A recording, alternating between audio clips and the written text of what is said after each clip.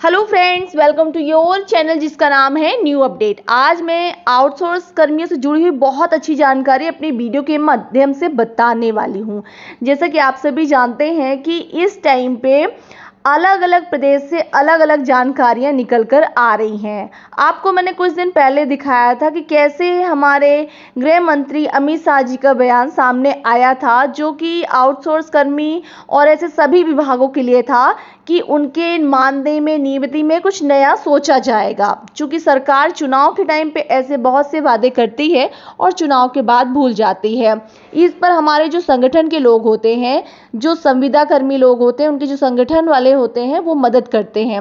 मेरी जो आज की जानकारी है वो मध्य प्रदेश से निकल कर आ रही है। मध्य प्रदेश के जो वासुदेव शर्मा जी हैं, वो जितने भी आउटसोर्स कर्मी हैं उनकी मदद के लिए सामने आए हैं और उन्होंने बताया है कि सरकार ने जो वादे किए थे वो पूरे नहीं किए हैं। इस पर सरकार को उनके वादे याद दिलाने के लिए हम 21 तारीख को बहुत बड़ा धरना प्रदर्शन करने जा रहे हैं, क्योंकि हमारे जो कर्मचारी हैं उनका 2700 रुपए का नुकसान हो रहा है हर महीने। और एक मध्यम वर्ग के लोगों के लिए, गरीब वर्ग के लिए 2700 रुपए बहुत ही मायने रखते हैं। जी हाँ, आप यहाँ पे देख सकते हैं, न्यूनतम वेतन बढ़ाकर वापस लिया, हाई कोर्ट में पक्ष रखने से भाग रही सरकार।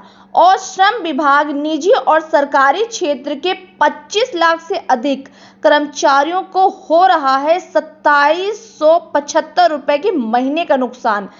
श्रम विभाग को नींद से जगाने 21 नवंबर को श्रम युक्त कार्यालय इंदौर में दिया जाएगा धरना। तो जैसा कि आप सभी यहाँ पर देख रहे हैं कि 21 नवंबर को बहुत बड़ा धरना करने जा रही हैं हमारे विष्णु शर्मा जी, और आप सभी को उनका सहयोग करना होगा, क्योंकि वो जो ये कोशिश कर रहे हैं वो आप लोग के लिए कर रहे हैं, और आप लोग सपोर्ट नहीं करेंगे तो वो भी कुछ नहीं कर पाएंगे। इसलिए आप लोग 21 तारीख को ज़्यादा से ज़्यादा लोग वहाँ पे इकट्ठे होकर और सरकार को ये बता दीजिएगा कि हाँ, अब हम आपको नींद से जगाने आ गए हैं। तो चलिए शुरू करते हैं और दिखाती हूँ क्या कहा है विष्णु शर्मा जी ने। पूरा वीडियो लाइव दिखाऊंगी। तो वीडियो में अगर पहली बार आए हैं तो प्लीज़ चैनल को सब्सक्राइब ज़रूर कीजिएगा। वीडियो पसंद आया तो वीडियो को लाइक कीजिएगा। साथ ही मेरे वीडियो कहाँ से देख रहे हैं कमेंट करके ज़रूर बताइएगा। तो चलिए शुरू करते हैं आज का वीडियो। आप यहाँ पे देख सकते हैं। उत्तर प्रदेश का बयान भास्कर में छपा है, जिसमें उन्होंने कहा है कि न्यूनतम वेतन सलाहकार बोर्ड की बैठक कब होगी इसके बारे में हम कुछ नहीं बता सकते। आज उन्हीं की अध्यक्षता में होने वाली बैठक में ये तय होना है कि माननीय न्यायालय में जो स्टे लगा है उसके बारे में सरकार की और संगठनों की और कंपनियों की और मालिकों की तरफ से क्या कहा जाए। श्रम आयुक्त के इस बयान के बाद एक बात स्पष्ट हो गई कि सरकार की मंशा माननीय न्यायालय में कर्मचारियों मजदूरों का पक्ष में राय रखने का नहीं है। इसलिए साथियों, आपकी समस्या है, इसके लिए आपको ही बोलना है। और इसीलिए ऑल डिपार्टमेंट आउटसोर्स अस्थायी अंशकालीन कर्मचारी संयुक्त मोर्चा ने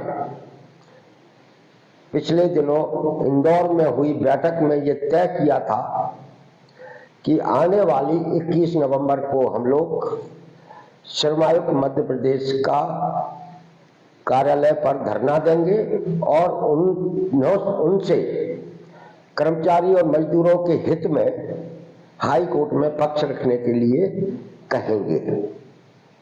इसलिए साथियों, 21 नवंबर का श्रम आयुक्त कार्यालय इंदौर पर होने वाला धरना काफी महत्वपूर्ण हो जाता है। महत्वपूर्ण इसलिए है कि कंपनी और मालिकों के कारण और सरकार की चुप्पी के कारण हमारे 25 से 30 लाख कर्मचारी और श्रमिक इस मुद्दे से प्रभावित हो रहे हैं और उनको हर महीने अकुशल कर्म श्रेणी के श्रमिक को, कामगार को, कर्मचारी को 2,775 रुपए महीने का नुकसान हो रहा है।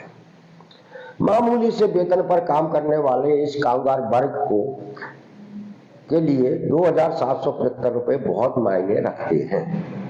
यह नुकसान पिछले 7-8 महीने से उनको सहन करना पड़ रहा है। हमें सरकार पर, श्रमायुक्त पर दबाव बनाकर माननीय न्यायालय में लगे स्टे को हटवाने के लिए खुद ही सक्रिय होना पड़ेगा। आप ये सोचें कि कोई राजनीतिक पार्टी का नेता आपके सामने आई हुई इस मुसीबत के लिए बोलेगा, ये संभव नहीं है। राजनीतिक पार्टियों की स्थिति ये है कि मध्य प्रदेश में अब राजनीति सिर्फ चुनाव तक सीमित होकर रह गई है। चुनाव लड़ना, चुनाव जीतना, यही प्राथमिकता में है। आप हर रोज मीडिया को भी देखते होंगे, मीडिया की चर्चाओं को भी सुनते होंगे, उनमें भी यही मुद्दे प्रमुखता से रहते हैं कि कौन हारा, कौन जीता, किस पार्टी की क्या ताकत है। जिस मुद्दे से मध्य प्रदेश के 30-35 लाख कामगार कर्मचारी वर्ग प्रभावित है, जिन 30-35 लाख लोगों का मतलब होता है 1.25 करोड़ वोटर।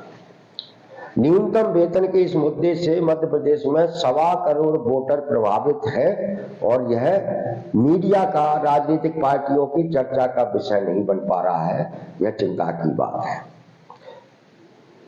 सरकार की चुप्पी तो स्पष्ट बताती है कि सरकार कामगार कर्मचारी वर्ग के साथ नहीं है, वो मालिकों और कंपनियों के साथ है और उनके हितों के लिए वह किसी भी हद तक जा सकती है, किसी भी हद तक चुप रह सकती है। तो पिछले 7-8 महीने से वो चुप है। इसके बाद भी हमारे बहुत सारे साथी ये कहते हैं कि हमें सरकार से मिलना चाहिए, बात करना चाहिए, वगैरह वगैरह वगैरह। हम लगातार सरकार से मिलने की, बात करने का प्रयास कर रहे हैं, लेकिन मुद्दा न्यूनतम वेतन का है, आपके वेतन से जुड़ा हुआ है। इसलिए सरकार बात करने से कतरा रही है। पहले भी कभी बात नहीं की है, इसलिए पिछले 10 साल से मध्य प्रदेश में न्यूनतम वेतन रिवाइज नहीं हुआ था। हम लोगों के आंदोलनों के कारण जब न्यूनतम वेतन रिवाइज हुआ तो एक षड्यंत्र पूर्वक तरीके से सरकार, श्रम विभाग और कंपनी मालिकों ने मिलकर उस रिवाइज न्यूनतम वेतन को रुकवा दिया है। ये पहली बार हुआ है कि 1 महीने बढ़ा हुआ वेतन मिला और उसके बाद वो वापस भी कर लिया गया और हम पुराने 2014 के न्यूनतम वेतन पर काम कर रहे हैं। साथ ही हमारे अंशकालीन कर्मचारी हैं जो स्कूलों, छात्रावास और दूसरे विभागों में काम करते हैं, 5,000 रुपए मात्र में काम कर रहे हैं। उसी श्रम आयुक्त कार्यालय का आदेश है कि इन्हें भी न्यूनतम वेतन मिलना चाहिए। पिछले 10 साल में उस आदेश पर भी अमल नहीं हुआ। इसलिए हम लोग 21 नवंबर को श्रम आयुक्त महोदय को यह भी बताने वाले हैं कि आपका आदेश सरकार ही नहीं मान रही है तो क्यों नहीं इस श्रम आयुक्त कार्यालय में आप ताला लगा के बैठ जाते हैं। पंचायतों में जो हमारे चौकीदार, व्यक्ति, सफाई कर्मी, पंप ऑपरेटर काम कर रहे हैं 2,500, 3,000, 3,500, 4,000 में, उनके लिए भी श्रम आयुक्त कार्यालय का आदेश है कि इन्हें न्यूनतम वेतन मिलना चाहिए, लेकिन नहीं मिल रहा है। श्रम आयुक्त का मतलब ही मध्य प्रदेश में अब खत्म कर दिया गया है, जबकि श्रम विभाग मजदूरों, कर्मचारियों के हितों की पैरवी करने के लिए बना था। मध्य प्रदेश में इस विभाग को भी अविश्वसनीय बनाया जा रहा है, उसे खत्म किया जा रहा है। ये विभाग खत्म हो जाएगा तो निश्चित रूप से हम और आप अपनी पीड़ा किससे बताएंगे, हमारी सुनने वाला कोई नहीं होगा। इसलिए साथियों, 21 नवंबर को आप अपने स्तर पर, अपने खुद के लिए इंदौर आइए, श्रम आयुक्त कार्यालय पर होने वाले धरने में अपनी हिस्सेदारी कीजिए। यह आपके वेतन में बढ़ोतरी का मुद्दा है, यदि अपना धरना प्रभावशाली हुआ तो निश्चित रूप से जो सरकार ने जो चुप्पी साध रखी है वह चुप्पी टूटेगी और सरकार हाई कोर्ट में कामगार कर्मचारी वर्ग के हित में पक्ष रखने के लिए मजबूर होगी। आप सब लोग 21 नवंबर को इंदौर आए